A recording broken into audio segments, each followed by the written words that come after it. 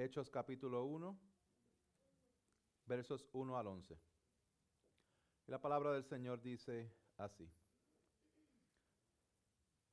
El primer relato que escribí, Teófilo, trató de todo lo que Jesús comenzó a hacer y a enseñar hasta el día en que fue recibido arriba, después de que el Espíritu Santo había dado instrucciones a los apóstoles que había escogido.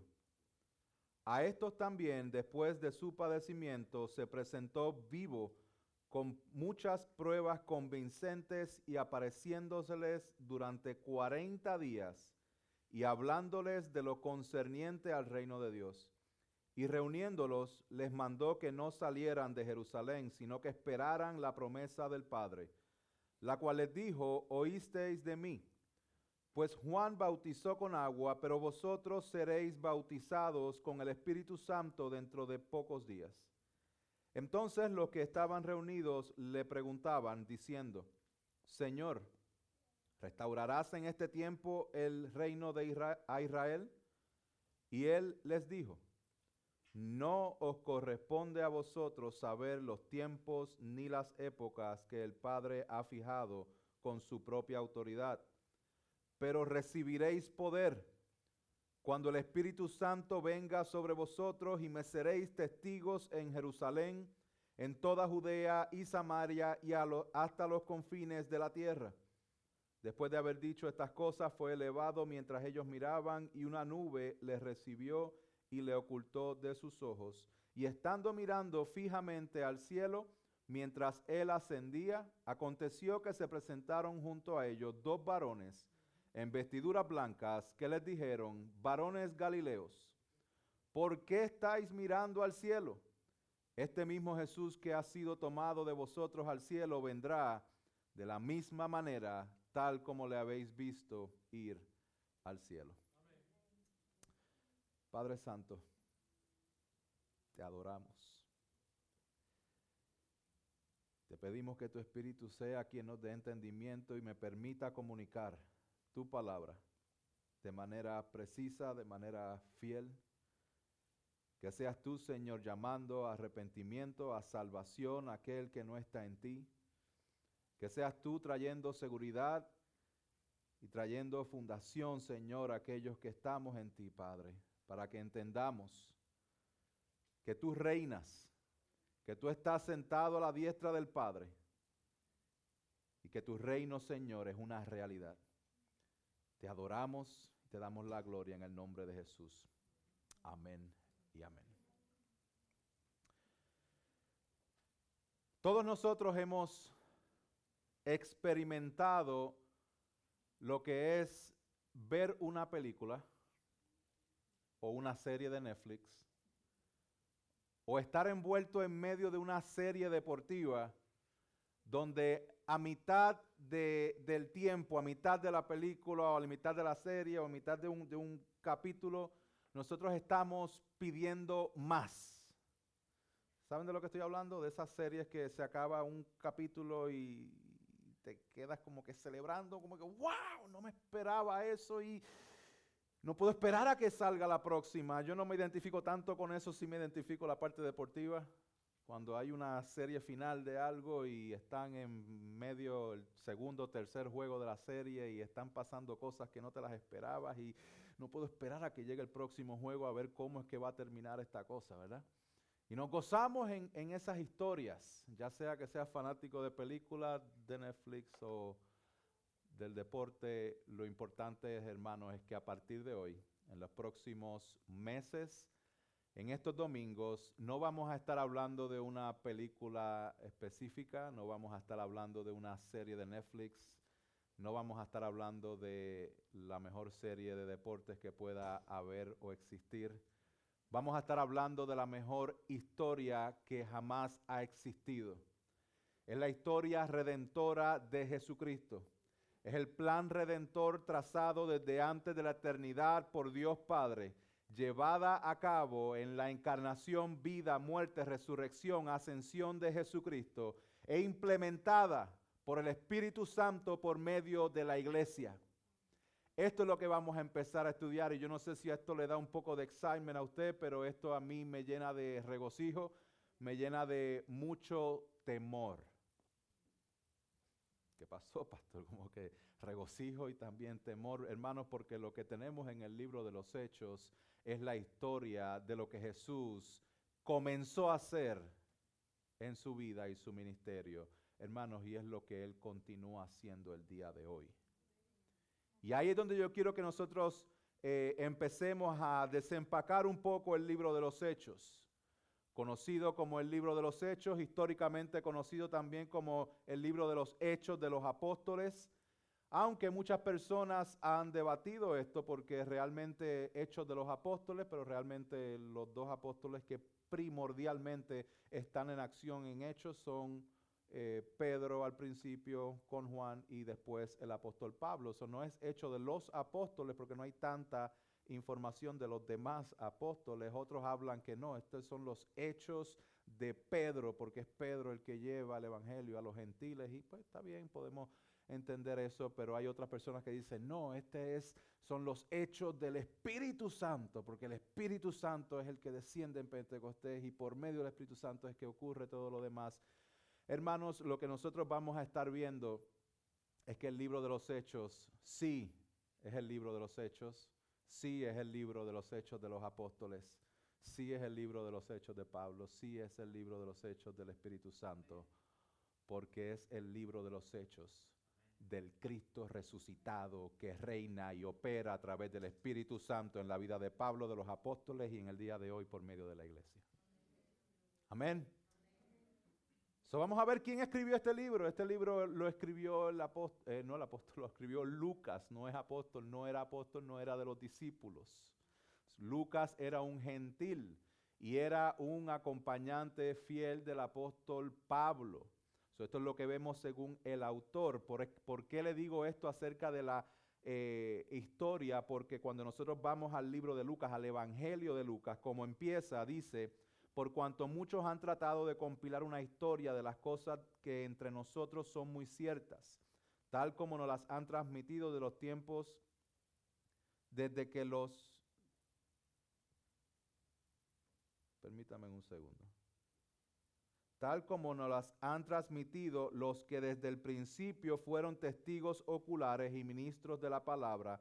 También a mí me ha parecido convincente, después de haberlo investigado todo con diligencia desde el principio, escribírtelas ordenadamente, excelentísimo Teófilo, para que sepas la verdad precisa acerca de las cosas que te han sido enseñadas. So, vemos que el doctor Lucas le escribe al excelentísimo Teófilo, que no sabemos quién es Teófilo. Sí decimos que Teófilo, el nombre es alguien que ama al Señor, alguien que es amante de Dios. Lo dice su propio nombre, Teo, Dios, filo de fileo, amor, amor a Dios. Vemos que es una persona prominente, es una persona a la cual Lucas le escribe este primer evangelio y lo hace con un propósito específico. Lo hace con el propósito de proveer seguridad a los creyentes con respecto al propósito y el plan de Dios. Este libro es escrito aproximadamente en el principio de los años 60. En otras palabras, 30 años después de la resurrección. Y entonces Lucas lo que está es recopilando esta información, comenzando a describir lo que Jesucristo comenzó a hacer y luego en el libro de los Hechos a describir lo que Cristo continuó haciendo. ¿Cuál es el género literario que nosotros vemos en Hechos? Y esto es extremadamente importante, hermanos. Extremadamente importante. ¿Por qué? Porque el libro de los Hechos es un libro que es un género literario histórico. Histórico, es una narrativa histórica. Entonces, muchas de las cosas que nosotros vamos a ver en el libro de los Hechos no van a ser cosas normativas, sino que nos están diciendo la historia de lo que sucedió. ¿Me van siguiendo? La semana que viene vamos a ver cómo los discípulos echaron suertes, tiraron el dado básicamente y de ahí pues ellos escogen al otro apóstol para cubrir a Judas. Nosotros cada vez que vamos a tomar decisiones estamos llamados a tirar un dado a ver qué es lo que nos dice el dado. ¿No? Ok, a eso me estoy refiriendo que es normativo. Que no es normativo. Hay muchas cosas que aparecen en el libro de los Hechos que narran el suceso único en la historia que sucedió allí en el libro de los Hechos, en ese tiempo. No lo podemos ver como algo que inmediatamente yo tengo que hacer esto. ¿Cuál es esta gran historia que vemos en el libro de los Hechos? Principalmente registra el cumplimiento de la promesa del pacto de Dios de impartir bendiciones a todas las naciones a través de la descendencia de Abraham.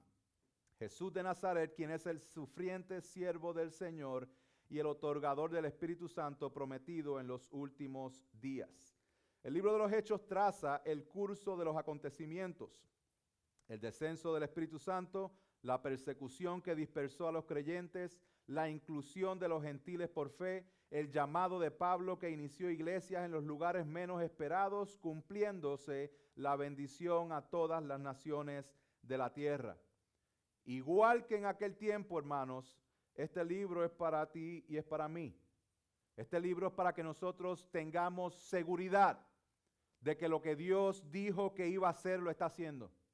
Que nosotros descansemos en su palabra, de que Él es fiel y Él es soberano y que Él reina y que su reino está en plena operación hoy. Amén. All right, so vamos al verso 1.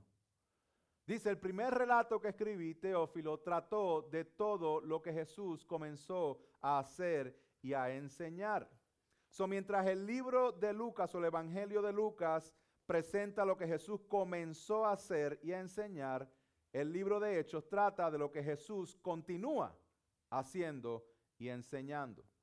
Vamos al libro de Lucas para que tengamos más idea. La llegada del reino de Dios, cuando Jesús comienza su ministerio, sus primeras palabras son: arrepentíos porque el reino de los cielos se ha acercado. It's at hand, está al alcance el reino de los cielos. Esto es lo que dice Juan el Bautista y está narrado en los 4 evangelios. Es lo que Jesús dice en Mateo 4:17. ¿Por qué esta llegada del reino? Porque hay una necesidad del reino. ¿Cuál es la necesidad del reino? Que somos pecadores, estamos separados de Dios, somos enemigos de Dios, y hablo de la raza humana. Esto es lo que nosotros vemos en Lucas, capítulo 5, versos 31 y 32, donde Jesús dice: los sanos no tienen necesidad de médico, sino los que están enfermos. No he venido para llamar a justos, sino a pecadores al arrepentimiento.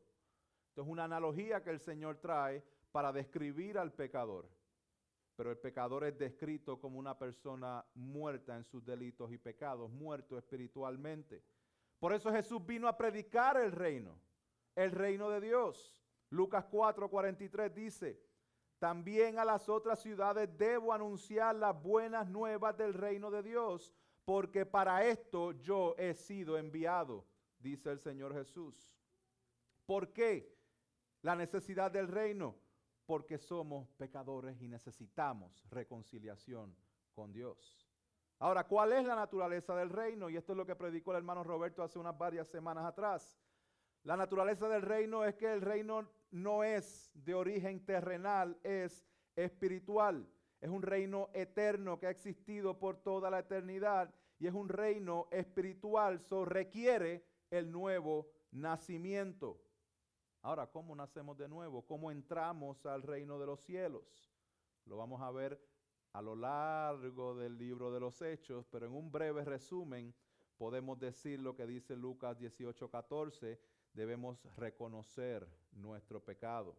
Debemos tener una dependencia y confianza total solamente en Cristo y un abandono total de toda fuente de autojustificación. En otras palabras, decir: yo soy pecador, solamente Dios puede salvarme, no hay nada en mí que me salve. Ahora, llegamos a lo que es el reino inaugurado. Aquí en este capítulo 1, verso 1, vemos que el primer relato que escribió Lucas a Teófilo trató de lo que comenzó, y aquí Hechos trata de lo que continúa haciendo. el reino de Dios inaugurado. Todavía no consumado, pero sí inaugurado. Le explico más. En el Evangelio de Lucas vemos que Cristo ha venido y anunciado el reino de Dios y ha sufrido, muerto, resucitado y ascendido a los cielos. Ahora en el libro de Hechos vamos a ver cómo el reino inaugurado de Dios se lleva a cabo por medio de su iglesia. Decimos que es un reino inaugurado, no consumado. Es lo que se llama el sí, pero todavía no. Cuando hablamos del reino de Dios, decimos que sí, ya el reino de Dios está aquí, pero todavía no se ha consumado. El ejemplo clásico de esto es usted mismo pararse frente al espejo. Si usted está en Cristo, usted es nueva criatura, las cosas viejas pasaron y aquí todas son hechas nuevas. Pero hay días en que usted no lo siente, ¿verdad? Hay días en que su carne le dice todo lo contrario, ¿cierto? Sí ha sido justificado en Cristo. Sí ha sido justificado. Sí tiene vida eterna en Cristo. Pero todavía hay sufrimiento, todavía hay dolor, todavía hay enfermedades, todavía hay todo ese tipo de cosas. El reino de Dios va a ser consumado a la venida de Cristo.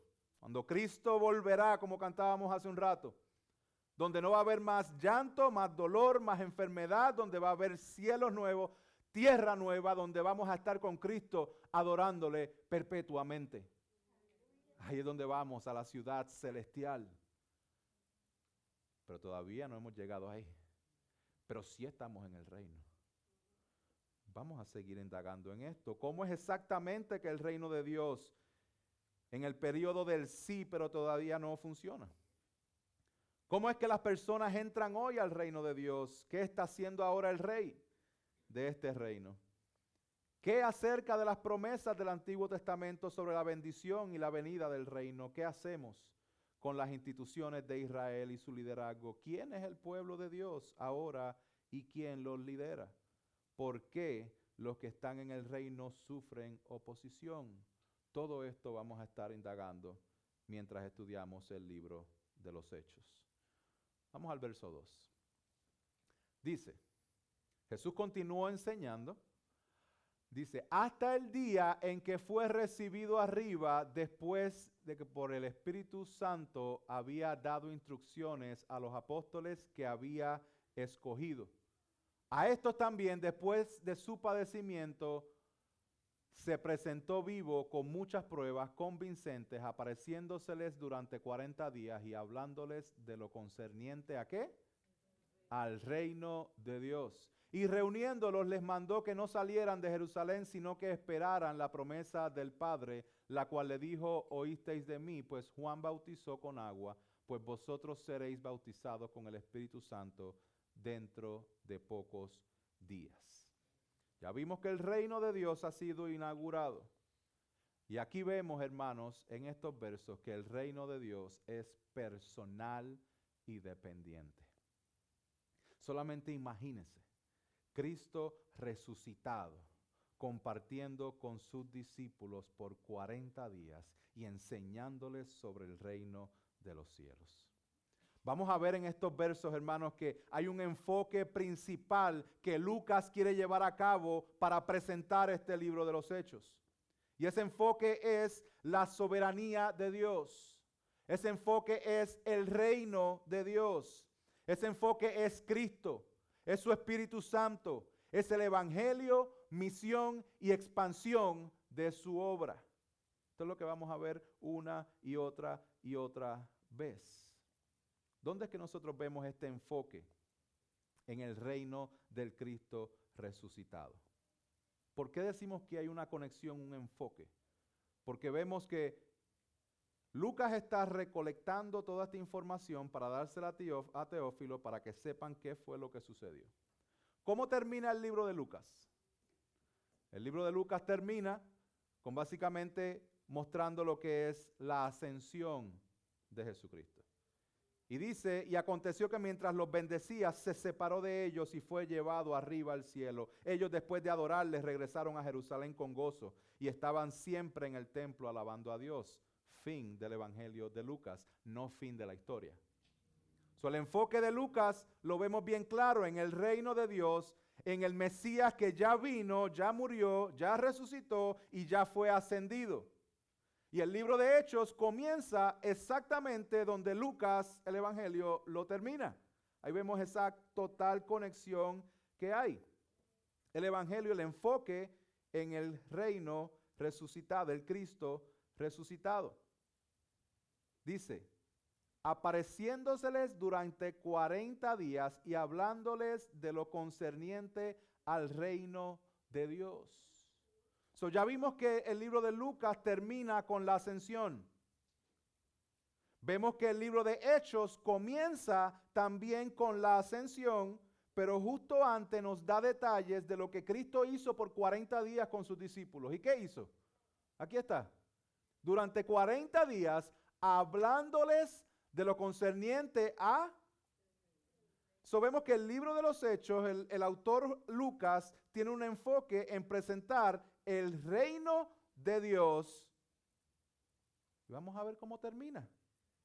Porque cuando nosotros vamos a Hechos 28, del 30 al 31, nosotros vamos a ver los últimos 2 versos del libro de los Hechos. Y dice lo siguiente. Y Pablo, esto es ya Pablo en Roma, se quedó por 2 años enteros en la habitación que alquilaba y recibía a todos los que iban a verlo, predicando el reino de Dios y enseñando todo lo concerniente al Señor Jesucristo con toda libertad, sin estorbo. ¿Cuál es el enfoque del libro de los Hechos? Comienza con el reino de Dios, Jesús enseñando por 40 días el reino de Dios, Pablo predicando y enseñando el reino de Dios en Roma. Vemos un enfoque y vemos unas instrucciones.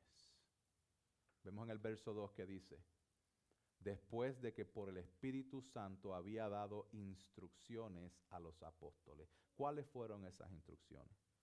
Podemos ir rápidamente a Mateo 28, 18 y 19, donde dice, id pues y haced discípulos de todas las naciones, bautizándolos en el nombre del Padre, del Hijo y del Espíritu Santo, enseñándoles a guardar todo lo que os he mandado, y he aquí yo estoy con vosotros todos los días hasta el fin del mundo. Esa gran comisión fue a los discípulos, esa gran comisión es para nosotros el día de hoy. Dígalo con convicción, dígalo con gozo, ese amén. Que Dios le haya placido escogernos a nosotros para que podamos ser embajadores de Cristo. Como si Dios rogase por medio de nosotros o rogamos en el nombre de Cristo reconciliados con Dios. Qué gozo que nos haga partícipe de esto. Eso es para nosotros también. Esas fueron las instrucciones que Cristo le dio a sus discípulos, pero antes de, les dice, no se vayan de Jerusalén. No se vayan de Jerusalén. Verso 4 dice, y reuniéndolos les mandó que no salieran de Jerusalén. Vayan y hagan discípulos. Vayan y prediquen el evangelio a toda criatura. Pero todavía. Esto es a los discípulos, esto no es a nosotros ahora. A ustedes sí, ahora vayan y prediquen y hagan discípulos. A los discípulos en ese momento los envía, pero les dice, pero esperen un poquitito más, dentro de pocos días. Esas son las instrucciones que le dieron. Predica, pero a ustedes les falta algo todavía. Algo bien importante. Que nosotros entendamos que el reino de Dios es personal. Y es un reino en el cual nosotros tenemos que tener total dependencia de Dios. Jesús se lo dijo a los discípulos, ustedes separados de mí nada pueden hacer. Y antes de que ellos fueran enviados a las naciones, Dios tuvo que enviar de su Espíritu Santo para que el Espíritu Santo, habitando en ellos, sea el que vaya predicando el Evangelio. Sea el que vaya alumbrando con esa luz. Si tratas de ser cristiano por tus propias fuerzas, créeme que eres simplemente una bomba de tiempo. No podemos ser cristianos sin Cristo. Parece algo obvio, hermano, pero con una cultura en la cual nosotros vivimos, donde a veces el ir a la iglesia y participar de las reuniones de la iglesia se convierte en rutina, y donde tenemos una idea de que nosotros somos los que nos ganamos la salvación, ya sea de manera voluntaria o de manera involuntaria, estamos pensando de que yo tengo que hacer cosas buenas para que Dios entonces tenga misericordia de mí. A veces nosotros podemos envolvernos en la rutina de la iglesia sin el Espíritu Santo.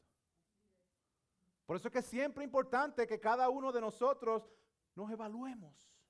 Y no estoy hablándole a ustedes, estoy hablándole a ustedes conmigo sentados ahí mismo. Nosotros tenemos que evaluarnos delante de Dios, delante de su palabra. Porque el ser cristiano no es una determinación tuya que tú dijiste hoy, me siento que voy a ser cristiano el día de hoy, so me voy a apuntar. ¿Dónde firmo? ¿Dónde voy? No, ser cristiano no es lo mismo que ser miembro de Sam's Club, como le dije a alguien esta semana. No es simplemente decir yo voy a ser cristiano, no, es una obra sobrenatural. Dios tiene que cambiarnos el corazón, Dios tiene que mandar el Espíritu Santo a habitar en nosotros, a hacer tabernáculo en nosotros, y esto únicamente por su gracia, gracias a la obra redentora de Jesucristo, y nos llama a que vengamos en arrepentimiento y fe. Por eso lo que te hace cristiano a ti no es simplemente decir Jesús es mi Salvador. No. Lo que te hace cristiano a ti es cuando tú tienes un corazón regenerado, un corazón nuevo que dice, sí, Jesús es mi Salvador, pero también Jesús es mi Señor. ¿Es Jesús el Señor de tu vida? Porque todo el mundo quiere a Jesús de Salvador, pero no todo el mundo quiere a Jesús de Señor. Y aquí estamos hablando de el reino inaugurado, el reino personal y el reino del Cristo resucitado. Cristo es Rey. Y todos aquellos que estén debajo de su reino están debajo de su soberanía, debajo de lo que Él ha establecido, y nosotros tenemos que rendirnos delante de Él. Él es digno de toda gloria y toda alabanza.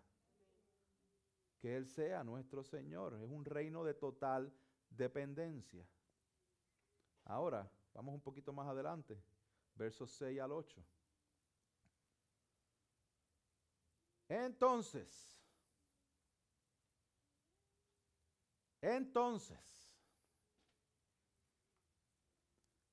eso no nos olvide el verso 1, 2, 3, 4 y 5. Cuando ven ese entonces ahí, significa que debido a lo que acaban de decir antes, entonces vamos a movernos hacia el frente. Los que estaban reunidos le preguntaban diciendo, Señor, ¿restaurarás en este tiempo el reino a Israel? Y típicamente nosotros tenemos la respuesta o el pensamiento en nuestra mente de decir, estos discípulos con la mente puesta en las cosas del mundo, ellos simplemente quieren ser libres de Roma. Ellos simplemente quieren que les restaure a Israel y que les restaure su propio reino y que el Israel étnico sea el restablecido. Estos discípulos siempre que faltos de entendimiento. Y sí, a lo mejor hay un poquito de eso ahí, pero no quiero tirarle todo el látigo a los discípulos. Quiero que tengamos un poquito de más conexión con los mismos versos, con los versos anteriores y la forma en que Jesús contesta esta pregunta. Porque ellos dicen, ¿restaurarás en este tiempo el reino a Israel? Pregunta que yo les hago, ¿qué es lo que acababa de pasar? ¿Dónde los discípulos pasaron los últimos 40 días? Recibiendo instrucción directa ¿de quién? De Jesús. ¿Acerca de qué? Del reino. Jesús les está hablando del reino. Jesús les está enseñando del reino. Sí, ellos tenían muchas aseveraciones que estaban incorrectas. Sí, ellos decían, Señor, ¿quién se va a sentar a tu lado derecho y quién se va a sentar a tu lado izquierdo? Sí, ellos tuvieron todo este tipo de conversaciones antes. Pero poquito a poco ellos se han estado dando cuenta de que el reino de Dios no era como ellos esperaban. La pregunta de los discípulos aquí no es una pregunta inválida, es una pregunta bien válida. Es una pregunta válida basada en la información que ellos ya tienen. 40 días del Cristo resucitado enseñándote acerca del reino. ¿Qué les contesta Jesús? Jesús no los regaña. Jesús no les dice, hombres de poca fe. como lo regañó en otras ocasiones. No, Jesús redirige la pregunta. Porque a veces nosotros estamos preguntándole al Señor y buscando al Señor, pero en profundo en nosotros tenemos ciertos motivos que no están de acuerdo a lo que Dios quiere. Jesús redirige la pregunta y en vez de decirles cuándo, Jesús le contesta cómo. Vamos a verlo. Dice, Él les dijo, no os corresponde a vosotros saber los tiempos ni las épocas que el Padre ha fijado con su propia autoridad. ¿Cuándo se va a llevar a cabo esta cuestión de la consumación del reino? Eso no le toca a ustedes. Hay personas que viven fascinadas con el fin de los tiempos, específicamente en una era como la era mediática del día de hoy, donde pasa cualquier cosa en cualquier parte del mundo y inmediatamente lo sabemos por el media, ¿verdad? Y muchas personas viven asfixiadas, pendientes a, ya viene el Señor, ¿cuándo viene el Señor? ¿Y cuándo viene el Señor? Tiene que venir el Señor, y esto está diciendo que viene el Señor. Los sucesos no son nuestro medidor de si Cristo viene. Nuestro medidor de si Cristo viene es su palabra. Y Él dijo que venía. Él viene. Que no haya la más mínima duda de que Él viene de nuevo. Él viene de nuevo por su iglesia. ¿Cuándo viene?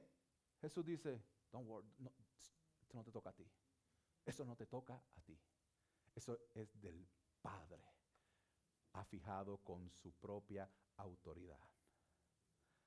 Pero hay algo que sí te toca a ti. A ti no te toca cuándo, pero les voy a explicar cómo es que el reino de Dios es restablecido. Desde el jardín del Edén, el plan de redentor de Dios está restaurando lo que el pecado dañó. ¿Se dan cuenta? Jardín del Edén son expulsados porque no pueden estar delante de la presencia de Dios. Mas sin embargo, Dios se hizo carne y nos rescata y nos saca de las tinieblas a la luz. Cristo vino a restaurar el reino de Dios y lo restauró. ¿Se acuerdan lo que sucede en Génesis capítulo 11? Hay una historia bien interesante donde el pueblo, la gente se une y empiezan a construir una torre, la torre de Babel. Y ante la rebeldía de tales personas que creían que podían ser como Dios y llegar a Dios y ser, ¿qué es lo que hace Dios? Envía confusión. ¿Cómo? Con lenguajes diferentes. Pero cuando Dios va a llevar a cabo la restauración de su reino, cuando va a llevar a cabo el envío del Espíritu Santo, ¿qué es lo que Dios hace para revertir lo que el pecado ocasiona en Génesis 11? Lo vamos a estar predicando en varias semanas. Hechos capítulo 2, envía a su Espíritu Santo y los discípulos empiezan a hablar en otras lenguas. Y otras lenguas no para causar confusión, sino para causar claridad del mensaje del Evangelio de Jesucristo.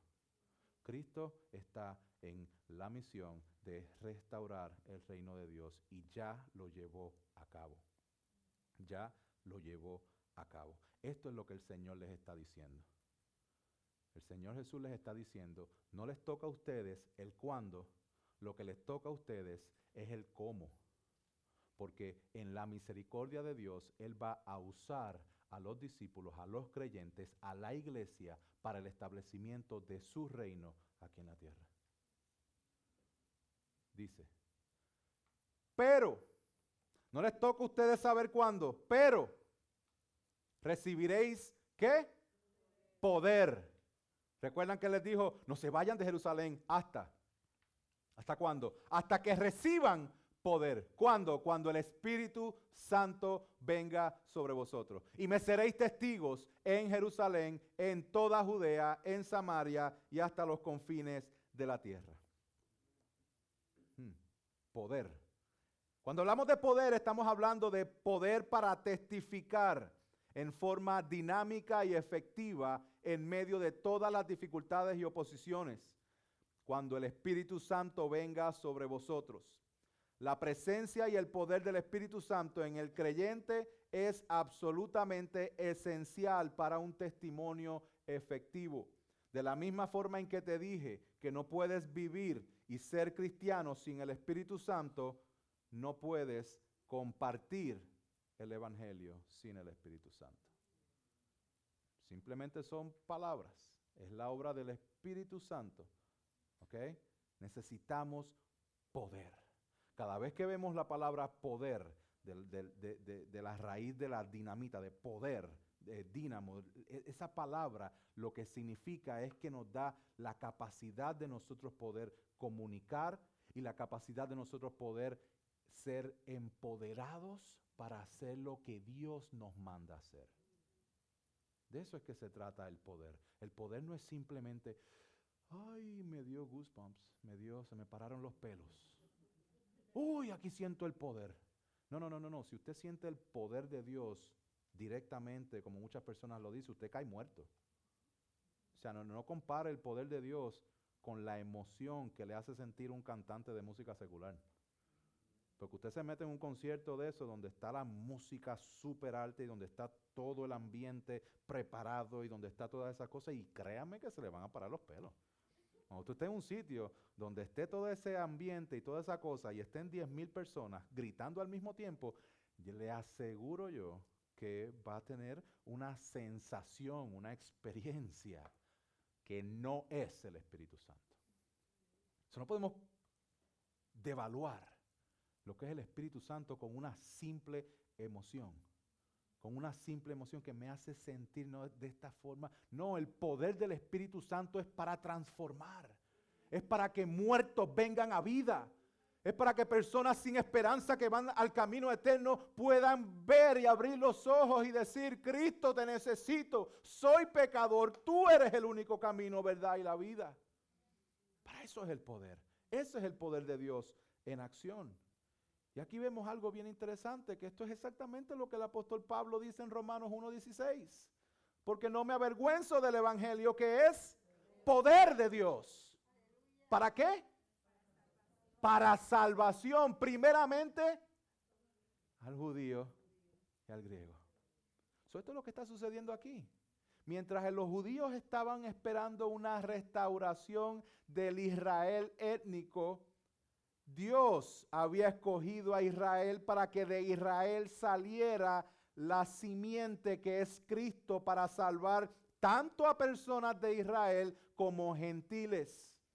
Ahora su pueblo no es Israel, su pueblo es tanto judíos como gentiles que creen en Cristo. Esto es lo que vemos en la palabra en el libro de Efesios capítulo 2. Recordad pues que en otro tiempo vosotros los gentiles en la carne, llamados incircuncisión, por la tal llamada circuncisión hecha de manos de carne, recordad que en ese tiempo estabais separados de Cristo, excluidos de la ciudadanía de Israel, extraños a los pactos de la promesa, sin tener esperanza y sin Dios en el mundo. Pero ahora en Cristo Jesús, vosotros que en otro tiempo estabais lejos, habéis sido acercados por la sangre de Cristo. Porque Él mismo es nuestra paz, quien de ambos pueblos hizo uno, derribando la pared intermedia de separación, aboliendo en su carne la enemistad, la ley de los mandamientos expresada en ordenanzas para crear en sí mismo de los dos un nuevo hombre, estableciendo así la paz. De los dos pueblos, Dios hace uno. Gloria a Dios. Y en esta explicación que el Señor les da a los discípulos, mire esto. Pero recibiréis poder cuando venga el Espíritu Santo sobre vosotros y me seréis testigos en Jerusalén, en toda Judea, en Samaria y hasta los confines de la tierra. Tanto Espíritu Santo como testigos, como confines de la tierra, son tres alusiones directas, gracias hermano, tres alusiones directas de Jesús al profeta Isaías. Miren la enseñanza que les da Jesús. 3 alusiones directas con decir el Espíritu Santo serán testigos y los confines de la tierra. Esto es lo que Jesús estuvo haciendo por 40 días, enseñándoles sobre qué, sobre el reino de Dios. Primero, el Espíritu Santo, que cuando llegue el tiempo Dios derramará de su Espíritu. Esto lo vemos en Isaías 32:15, donde dice, hasta que se derrame sobre nosotros el Espíritu. Desde lo alto, el desierto se convertirá en campo fértil y el campo fértil sea considerado como bosque. Isaías 44:3 dice, porque derramaré agua sobre la tierra sedienta y torrentes sobre la tierra seca. Derramaré mi espíritu sobre tu posteridad y mi bendición sobre tus descendientes. Ellos brotarán como la hierba, como sauce junto a corrientes de agua. Este dirá, yo soy del Señor. Otro invocará el nombre de Jacob y otro escribirá en su mano, del Señor soy, y se llamará con el nombre de Israel. Estamos viendo el Espíritu siendo profetizado que iba a caer no solamente sobre Israel, sino que sobre toda lengua. El próximo es ser testigos. Ese Espíritu Santo va a ser derramado para que seamos testigos. Isaías 43:12 dice, yo soy el Señor y fuera de mí no hay Salvador. ¿Se parece eso a lo que el Señor dijo en Juan 14:6? Yo soy el camino, la verdad y la vida, nadie va al Padre si no es por mí. Yo, verso 12 del capítulo 43, yo soy el que lo he anunciado, he salvado y lo he proclamado y no hay entre vosotros Dios extraño. Vosotros pues sois testigos, declara el Señor, y yo soy Dios. Isaías 44:8, no tembléis ni temáis, no os lo he hecho oír y lo he anunciado desde hace tiempo. Vosotros sois mis testigos. ¿Hay otro Dios fuera de mí? ¿O hay otra roca? No conozco ninguna. Hermanos, Jesús está dándole una enseñanza a los discípulos de cómo es que el reino de Dios es establecido en la tierra por su obra, y ahora que Él está sentado a la diestra del Padre, va a ser a través del Espíritu Santo, obrando por medio de su iglesia, que van a ser testigos hasta los confines de la tierra. Ahora dice, testigos ¿dónde? En Jerusalén, Judea y Samaria y hasta los confines de la tierra. ¿Dónde comienza a Jesús a restaurar? En Jerusalén. ¿Y dónde sigue después? En Judea. ¿Y dónde sigue después? En Samaria. ¿Y después? Hechos capítulo 1, verso 8 es un outline del libro entero. Nosotros vamos a ver del capítulo 1 al capítulo 8 en Jerusalén. Vamos a ver del capítulo 8 al capítulo 12 en Judea y Samaria. Y del 13 hasta el fin del libro vamos a ver el Evangelio y el reino de Dios siendo expandido hasta los confines de la tierra. Ahora mismo estamos en los confines de la tierra. Porque el Evangelio llegó a los confines de la tierra es porque podemos estar tú y yo sentados aquí el día de hoy. So, ya estamos en esa etapa de los confines de la tierra. Miren esto. Isaías 49:6 dice él, poca cosa es que tú seas mi siervo para levantar las tribus de Jacob y para restaurar a los que quedaron de Israel. También te haré luz de las naciones para que mi salvación alcance hasta los confines de la tierra. En otras palabras, la salvación de Dios no es simplemente al Israel étnico, es para todo aquel que cree en Cristo. Nadie se salva por ser de Israel. El que se salva es porque es de Cristo. Amén. En resumen, la promesa de restauración del reino se lleva a cabo por medio del Cristo resucitado, quien derramó de su espíritu sobre su pueblo, judíos y gentiles, o sea, la iglesia, para que fueran testigos de su reino, predicando y viviendo el evangelio, entendiendo que su reino ha sido inaugurado y que ciertamente su reino será consumado cuando Él venga. Último punto. Reino inconmovible y de esperanza. Verso 9 al 11. Dice, después de haber dicho estas cosas, fue elevado mientras ellos miraban y una nube le recibió y le ocultó de sus ojos. Y estando mirando fijamente al cielo, mientras él ascendía, aconteció que se presentaron junto a ellos dos varones en vestiduras blancas, que les dijeron, varones Galileos, ¿por qué estáis mirando al cielo? Este mismo Jesús que ha sido tomado de vosotros al cielo, vendrá de la misma manera, tal como le habéis visto ir al cielo. En resumen, la Biblia anunció que Cristo vendría y vino. La Biblia anunció que Cristo sufriría y sufrió. La Biblia anunció que Cristo moriría y murió.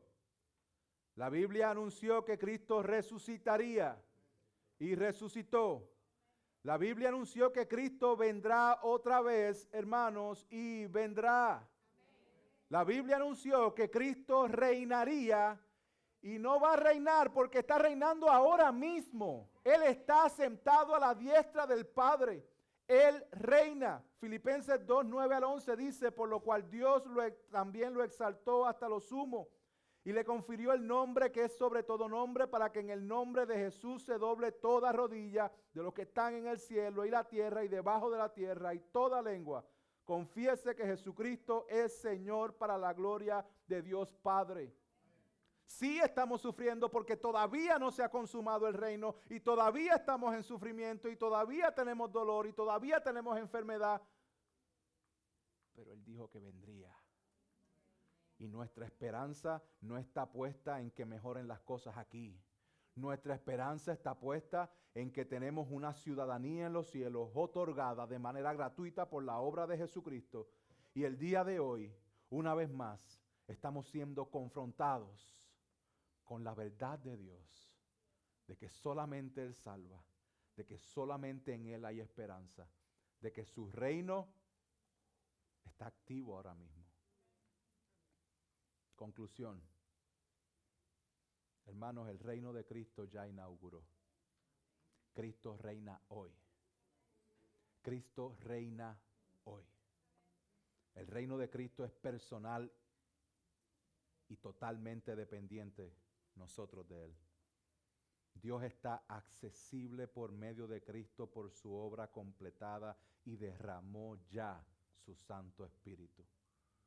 El que está en Cristo tiene al Espíritu de Dios dentro de sí. No hay que buscar otro espíritu, no hay que buscar otro bautismo, no hay que buscar otras cosas. Ya estamos en Cristo. El que está en Cristo tiene el Espíritu de Dios. El reino de Dios es eterno en acción. El llamado es que seamos testigos. Seamos testigos. Y el reino de Dios es inconmovible y es nuestra esperanza. En Cristo, hermanos, estamos seguros. Solamente en Cristo. Permítame dar 3 minutitos adicionales para aplicar este sermón, porque sé que he dado bastante información con respecto a la profecía, al cumplimiento del reino, y a veces nos perdemos un poco en, ok, ¿qué hago con esa información? ¿Cómo la aplico a mi vida? Primero, el reino de Dios ya ha sido inaugurado. Si tú estás en Cristo, tomemos en serio lo que significa la santificación en un reino que ya está inaugurado. Dios nos salvó, nos justifica delante del Padre. En Cristo ya estamos justificados. Pero si estamos justificados y estamos vivos, significa que Dios está trabajando en nuestra santificación. No podemos, hermanos, jugar con el pecado. ¿Qué tal si consideramos que el pecado que estás acariciando el día de hoy ya fue llevado a la cruz del Calvario por el Cristo que se encarnó, vivió, murió, resucitó y fue ascendido a los cielos y reina con poder? ¿Qué excusa tenemos delante del Cristo resucitado el seguir acariciando un pecado en tu vida? Hermano, no abusemos de la gracia de Dios. Cristo reina. Y sí, Él es inmenso en misericordia. Pero vamos a evaluarnos realmente frente al espejo y frente a la palabra de Dios. Y vamos a venir a Él en arrepentimiento y fe de aquellas áreas que seguimos escondiendo en nuestras vidas. Ven al Señor en arrepentimiento y fe. Cristo reina hoy. No excuses tu pecado. Mortifícalo. Número 2, reino personal y dependiente. ¿Cómo lo mortificas? Ven al Señor en arrepentimiento y fe. Ven al Señor en arrepentimiento y fe. Cristo te acoge, te limpia, te guarda, te sostiene. Confía en Él. Confía en el Señor. El reino de Dios es eterno en acción. ¿Cuál es el llamado que Dios nos da? Que seamos testigos de Cristo. ¿Qué significa esto? Ser testigo es alguien que ve o experimenta un evento y lo reporta. Te pregunto, ¿eres testigo del evento de Cristo? ¿Cristo te ha abierto los ojos a su evento de muerte, resurrección? Si Dios te ha abierto los ojos a que tú puedas ver lo que Cristo hizo por ti, Dios te llama, Dios te ordena a que lo reportes. A que los reportes con palabras y que los reportes con tu vida, en la forma en que tú vives, que seamos testigos. Y a veces duele. ¿Saben por qué? Hermanos, la palabra testigos viene de la raíz marti, de donde sale también la palabra mártir. Sí, ser testigo de Cristo va a doler muchas veces. Pero vale la pena cada onza de sufrimiento, porque un día no lo tendremos más y estaremos una eternidad delante del Señor. Seamos testigos de Cristo en la manera en que nosotros estamos viviendo. Seamos testigos de Cristo. Vivamos como que Él es nuestro Señor. Por último, reino inconmovible y de esperanza. ¿Cómo luce esta esperanza en este reino inconmovible? Pónganse de pie. ¿Cómo luce esta esperanza y este reino inconmovible? Yo quiero que los discípulos mismos nos digan. Porque al final del libro de Lucas, ustedes saben que Jesús fue ascendido y ellos regresaron a Jerusalén. Pero ese espacio de tiempo, Lucas lo expande un poquito en estos versos que acabamos de predicar. Les dice, no se vayan de Jerusalén, esperen al Espíritu Santo, sean testigos, recibiréis poder. Y así fue como ellos obedecieron a la orden de ir a Jerusalén. Verso 52 de Lucas 24 dice, ellos después de adorarle, regresaron a Jerusalén con gran gozo y estaban siempre en el templo alabando a Dios. Hermanos, vivamos una vida de adoración con gozo y alabando al Señor siempre.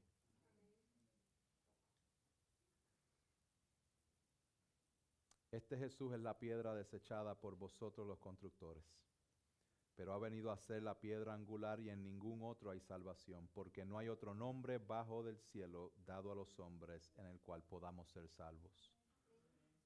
He hablado y enfocado al creyente en esta mañana, pero si hay alguien aquí en que sabe que su alma no está segura en Cristo, te presento al Señor. Reconoce que eres pecador. Reconoce que no puedes salvarte a ti mismo. Reconoce que tu pecado merece la justa ira de Dios, el castigo eterno. Pero en Cristo tenemos salvación. Nos limpia de todo pecado, nos da vida eterna y nos da una esperanza eterna. Ven al Señor en arrepentimiento y fe. Padre Santo y bueno, gracias por tu palabra. Gracias por guiarnos. Gracias por darnos a entender, Señor, que tú reinas, que tu reino ya ha sido inaugurado, que tú nos sostienes, Padre, mientras tu reino es consumado. Ayúdanos a anhelar tu venida, Ayúdanos a darte gloria y ayúdanos a vivir vidas que demuestren que somos testigos de Cristo. Te damos la gloria en el nombre de Jesús. Amén.